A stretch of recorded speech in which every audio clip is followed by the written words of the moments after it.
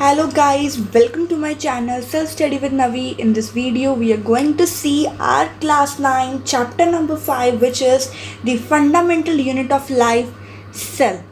तो आप सभी को पता ही होगा ये हमारा चैप्टर 5 है और इसके पहले हमारे 2 चैप्टर्स कंप्लीट हो चुके हैं. दैट इज़ चैप्टर 6 कंप्लीट कर लिया हम अपना टिश्यू और चैप्टर 3 कंप्लीट कर चुके हैं एटम्स एंड मॉलिक्यूल्स. उनका लिंक मैंने हमें डिस्क्रिप्शन में दिया प्लेलिस्ट का, तो आप ज़रूर जाकर देख लीजिए. ओके, सो आज हम करने जा रहे हैं हमारा चैप्टर नंबर 5, तो वो भी स्टार्ट कर लेते हैं. So let's start our video. So हमारा first thing that all the living organisms are made up of sales.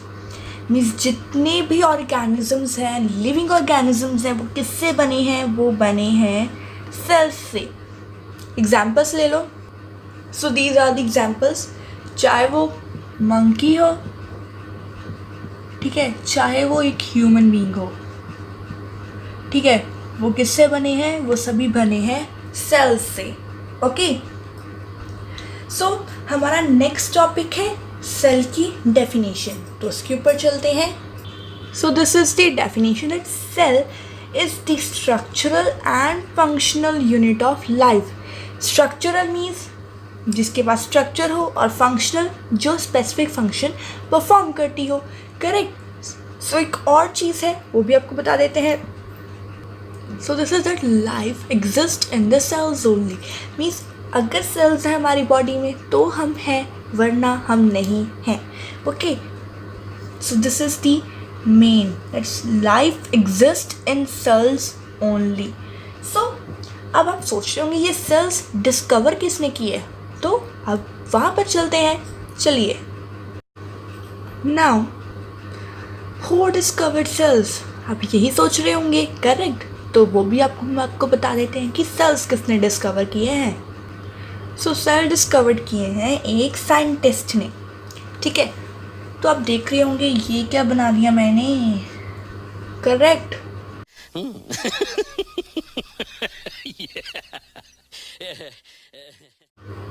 सो ये है एक साइंटिस्ट जिसका नाम है रॉबर्ट हुक और इन्होंने सेल डिस्कवर किए थे 1665 में. ओके, और कैसे? एक माइक्रोस्कोप की हेल्प से. ये क्या है? ये एक माइक्रोस्कोप है और उन्होंने क्या देखा माइक्रोस्कोप में? एक हनी बी का हनीकॉम्ब देखा. मीन्स जो छत्ते होते हैं ना हनी के, वो देखे. सो आपको भी यहाँ पर दिख रही होगी फ़ोटो. करेक्ट. तो आप वहाँ पर देख सकते हैं कि ये एक हनीकॉम्ब में देखा था और उसमें क्या होते हैं? हेक्सागन शेप्स के होते हैं. करेक्ट. क्या होते हैं? एक हेक्सागन शेप के होते हैं. ओके, शेप्स के होते हैं बॉक्सेस. और उन बॉक्सेस को उन्होंने क्या बोला था? उन बॉक्सेस को उन्होंने नाम दिया था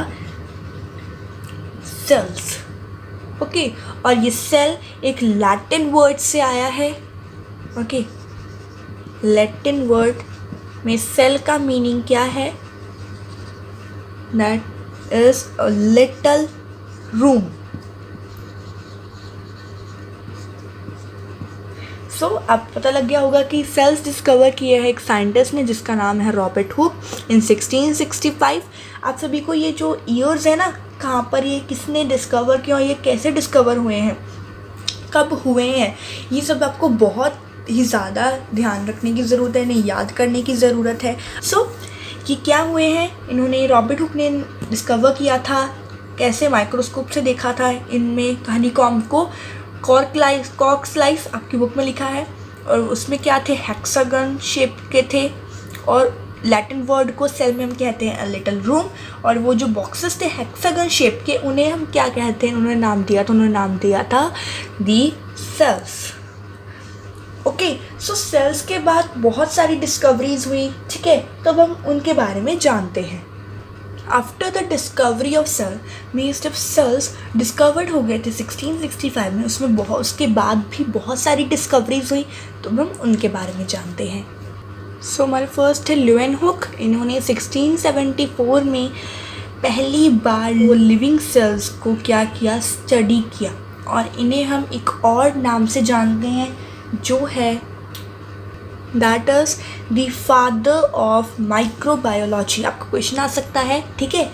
मैं फिर भी इस चैप्टर की एंड में मैं आपको बताऊंगी इंपॉर्टेंट क्वेश्चंस, उसकी वीडियो में अपलोड करूंगी इस चैप्टर की, वहाँ पर भी ये क्वेश्चन आपको ज़रूर बताऊंगी that who is the father of microbiology, that is Leeuwenhoek. I hope you all are clear. So next discovery हुई थी न्यूक्लियस की, दैट रॉबर्ट ब्राउन ने 1831 में डिस्कवर किया था न्यूक्लियस सेल के अंदर। मीन्स जैसे ये एक क्या है, ये एक सेल है, इसके अंदर क्या होता है, एक न्यूक्लियस होता है। और उन्होंने क्या डिस्कवर किया था, न्यूक्लियस ही डिस्कवर किया था। और ये जो न्यूक्लियस होता है ये बहुत सारी एक्टिविटीज़ में मदद करता है। मीन्स ये कंट्रोल करता है सेल की बहुत ही ज़्यादा, मीन्स बहुत सारी एक्टिविटीज़। पहले हम ये देख लेते हैं कि कौन कौन सी एक्टिविटीज़ होती हैं, करेक्ट। सो ऊपर वाला इरेज कर देते हैं और ऊपर देखते हैं कि कितनी एक्टिविटीज़ में कैसा होता है ये न्यूक्लियस।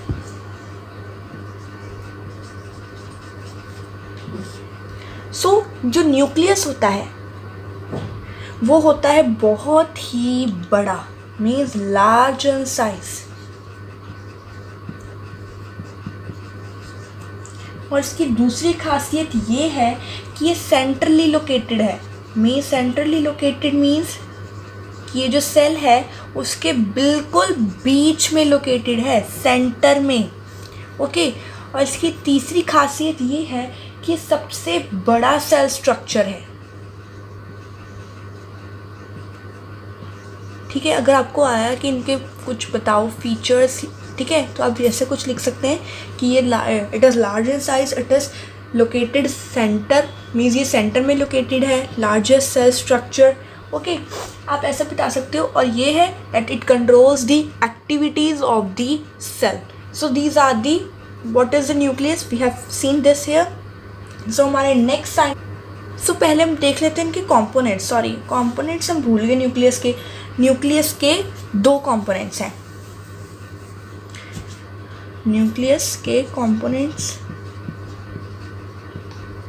इज 2। पहला है न्यूक्लियर मेम्ब्रेन,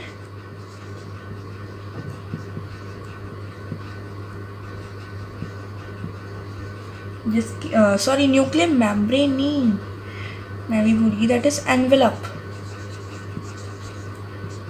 NE जिसे हम जानते हैं। और है दूसरा न्यूक्लियोप्लाज्मा। ये हैं इसके दो कंपोनेंट्स, ओके। सो अब हम चलते हैं हम अपनी नेक्स्ट डिस्कवरी की ओर। सो नेक्स्ट डिस्कवरी थी हमारी स्केल्टन एंड श्वैन ने की थी। 1838 में स्केल्टन ने की थी और 1839 में श्वैन ने की थी। उन्होंने क्या किया था, उन्होंने डिस्कवर सेल थ्योरी, और कह सकते हो प्रपोज्ड सेल थ्योरी। उन्होंने क्या बनाई थी, सेल थ्योरी बनाई थी। उसमें जो पहला था that all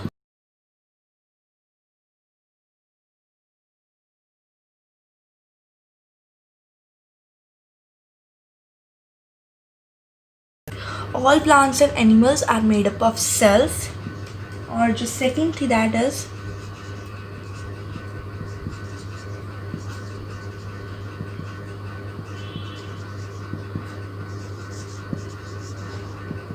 cell is the basic unit of life. में जितने भी प्लांट्स हैं, जितने भी एनिमल्स हैं, वो किससे बने हैं, वो सेल से बने हैं। और जो सेल है वो क्या है, वो एक बेसिक यूनिट है लाइफ की।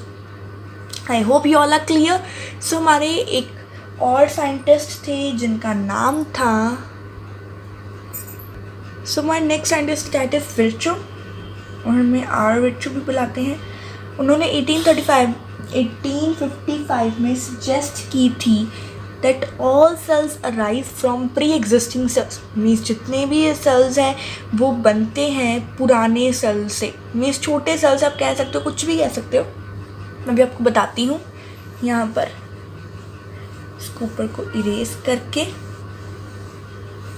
दैट ऑल सेल्स मीन्स जितने भी सेल्स हैं वो किससे बनते हैं, प्री एग्जिस्टिंग सेल से बनते हैं। ये क्या है कि प्री एग्जिस्टिंग सेल है और इनसे और सेल्स बनते शुरू हो जाते हैं। और इसके बाद ये क्या फॉर्म कर लेते हैं, एक न्यू सेल बन जाता है और वो न्यू सेल्स ऑर्गन्स फॉर्म करते हैं। तो अब ये तो आप सभी को पता चल चुका है कि जो एक सेल है, प्री एग्जिस्टिंग सेल है, ठीक है, वो क्या फॉर्म करता है, वो एक सेल फॉर्म करता है और सेल से क्या बनते हैं, ऑर्गन्स बनते हैं। This I think you all have cleared till now, correct. So हमारा जो सेल है वो कंपोस्ट हुआ है दो तरह के, मीन्स आप कह सकते हो चीज़ों से। जो सेल है it are composed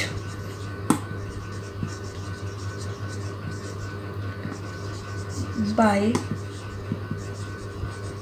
lipids and proteins.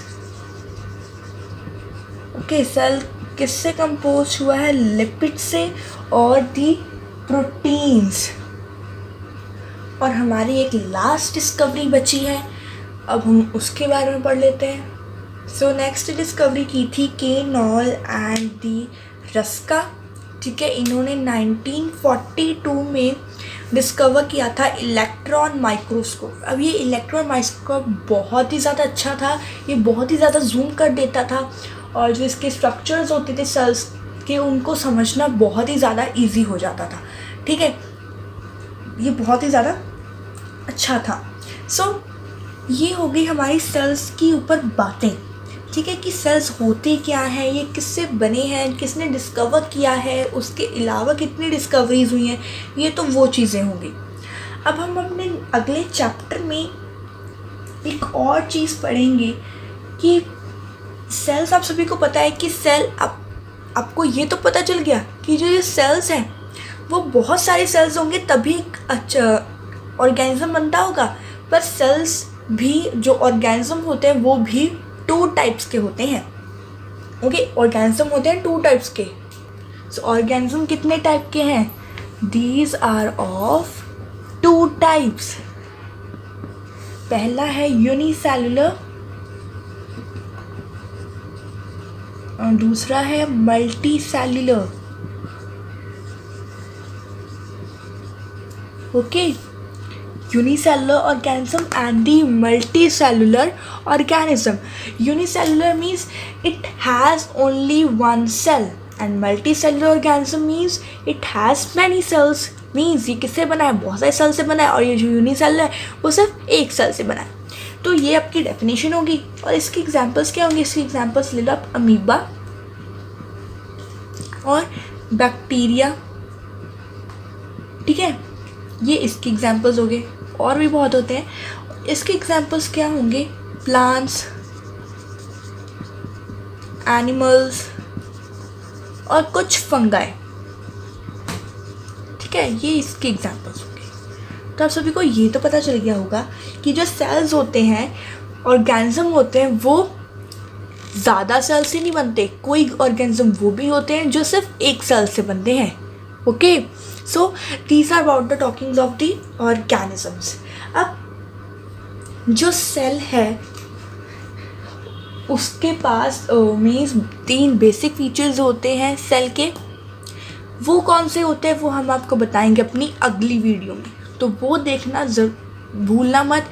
3 basic features of cell जो सबसे ज़्यादा इंपॉर्टेंट होते हैं सेल के, वो हम अपनी अगली वीडियो में बात करेंगे।